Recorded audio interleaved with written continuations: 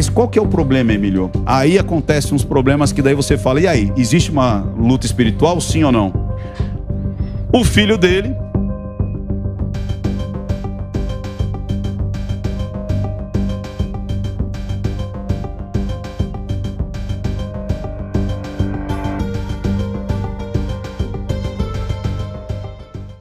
Olá, meus amigos, vocês têm acompanhado esse fato triste que aconteceu com o nosso irmão Daniel Mastral.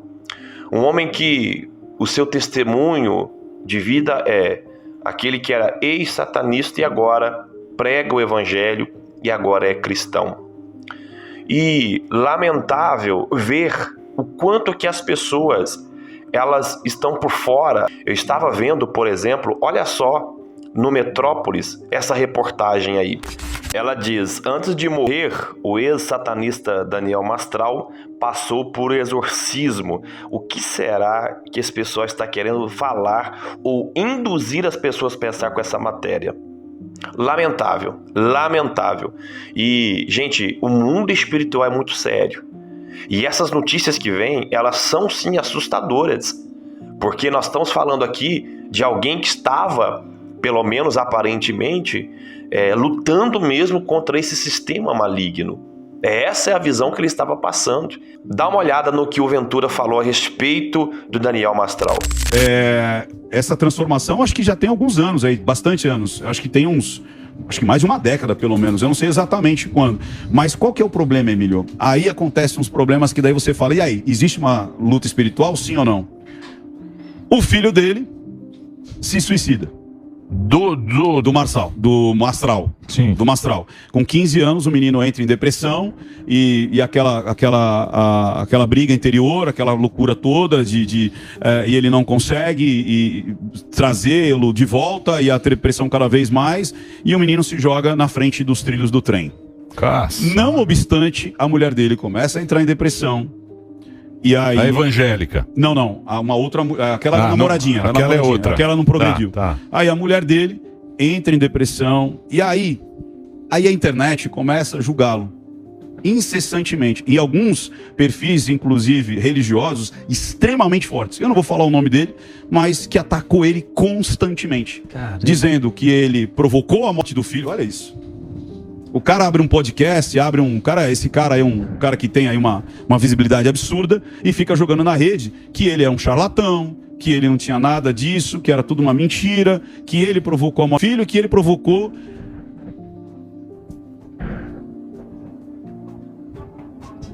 a esposa. Pô, você tá emocionado porque ele se envolveu, ele entrevistou ele. Eu conversei muito com ele, entendeu? Mas você conhecia ele de tempo? Aí eu comecei a analisar e foi logo depois que ele perdeu a esposa dele.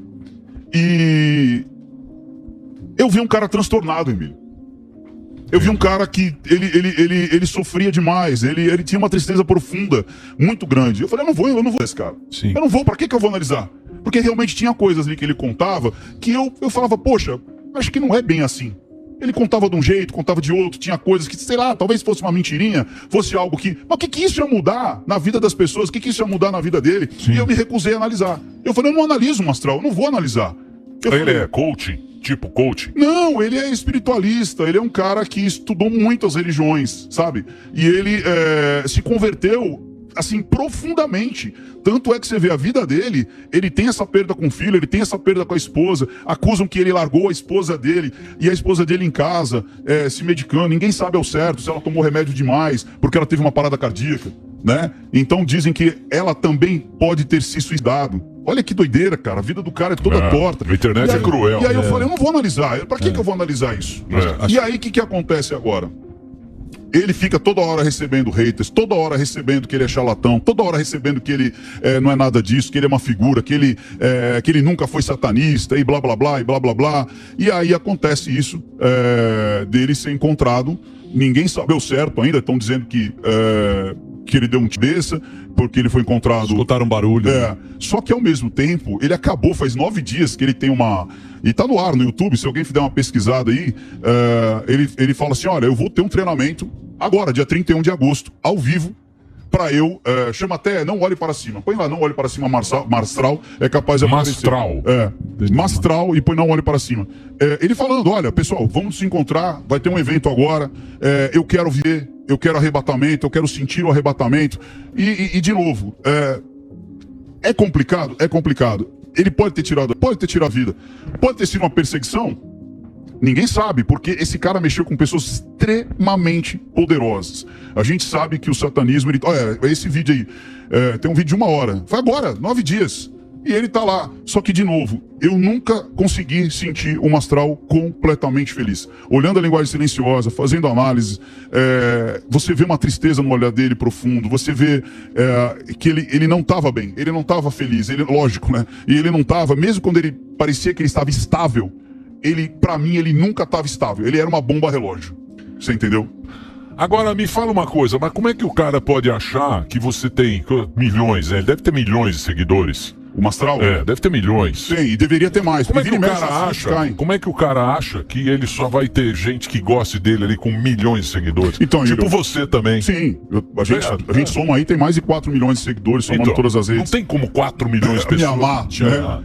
Mas é maturidade, Emílio. É assim, quando você vai aprendendo que a vida não tá primeiro dentro da internet, tá fora, né? E a gente, Emílio Assá, a gente veio da época que não existia a rede social. A rede social era o boteco. Era o boteco da Diz. A rede social era o barzinho, era você ir na casa do amigo, era você sair na noite, você conhecer, você tinha que enfrentar a rua, os colegas, o futebol. Então tem muita gente que nasceu nessa situação, que nem aconteceu com aquela menininha lá, que envolveram ela com o negócio do Whindersson Nunes, de tanto malhar a menina tirou a própria vida. Exato. O próprio menino lá, pô, que era vesgo. PC Siqueira. PC Siqueira também. Sabe quem outro? O campeão do Charlie Brown Jr. aconteceu a mesma coisa, porque falaram que ele era traíra, porque depois que o Chorão morreu, ele não aguentou. Agora, o fato é que a Bíblia diz que o mal, ele veio para ceifar, roubar e destruir.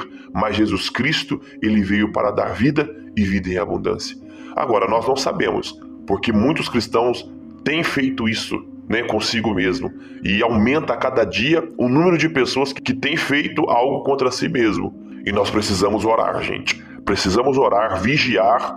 Lembra aquele ditado? Nunca diga nunca? Então, vigiemos, oremos, estejamos sempre buscando a presença de Deus, meditando na palavra de Deus, tomar cuidado com espíritos enganadores que levam as pessoas a seguir caminhos que na verdade são caminhos tortuosos, que parecem ser direitos, mas na verdade não tem nada de Deus ali. Tomar cuidado, pedir ajuda, buscar ajuda.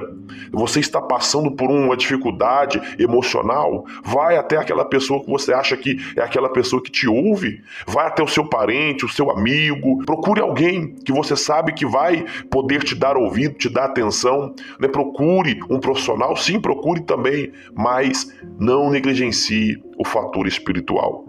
Aqui, nesse contexto aqui, a visão bíblica que nós podemos tirar de todo esse contexto aí é: não negligencie o mundo espiritual. Aqui nós vemos todo um contexto espiritual por trás do que aconteceu, irmãos. Infelizmente é assim. Agora, é claro, isso não inibe a questão emocional. Bom, essa é a minha visão a respeito disso. Fique à vontade para você deixar com todo respeito aqui nos comentários qual é a sua opinião. Que Deus te abençoe e até o nosso próximo vídeo.